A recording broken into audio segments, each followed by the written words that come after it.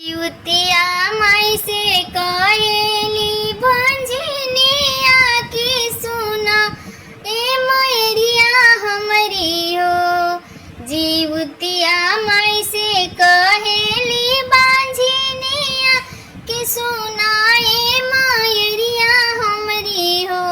ए मैया भूखल बानी खर जीवतिया तमन्नावा में आस लेके हो। ए मैया भूखल बानी खर जीवतिया तमन्नावा में आस लेके है। केहू के दिहलू मैया दोई चारा के हो के 10 5 हो। केहू के देलू मैया दोई चारा के हो के 10 5 हो। ए मैया मोरो काहे गोदिया बासुना तय करे लाला ना बिनु हो।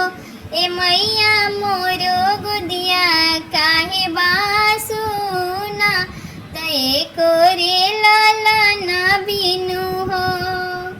तू ही तो हाउ जीवन दानी मैया को लावा बढ़ावेलू हो। ए मैया सुनी ले तू बांझिन के अरजिया अचरवा फूल खिलाई दे तू हो।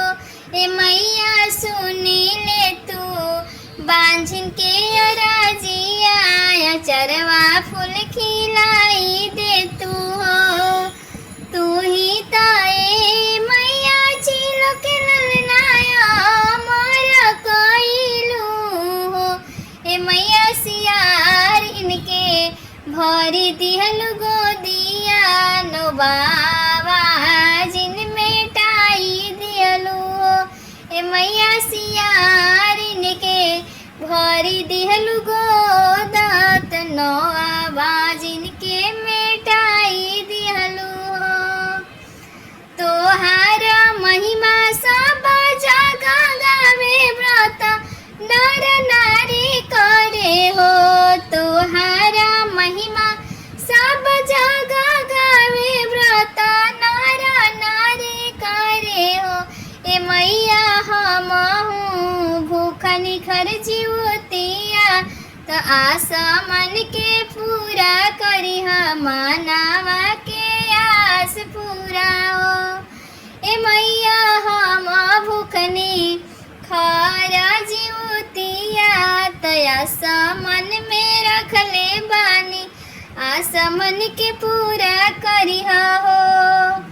इतना जरूर करी ए माई भरी दिहा बांझिन गोद हो।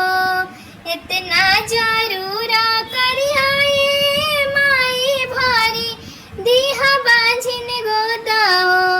यारे जीवतिया हर साल भूखबा तोहर चरनिया पूजबा गोदी में नाला लिहले हो।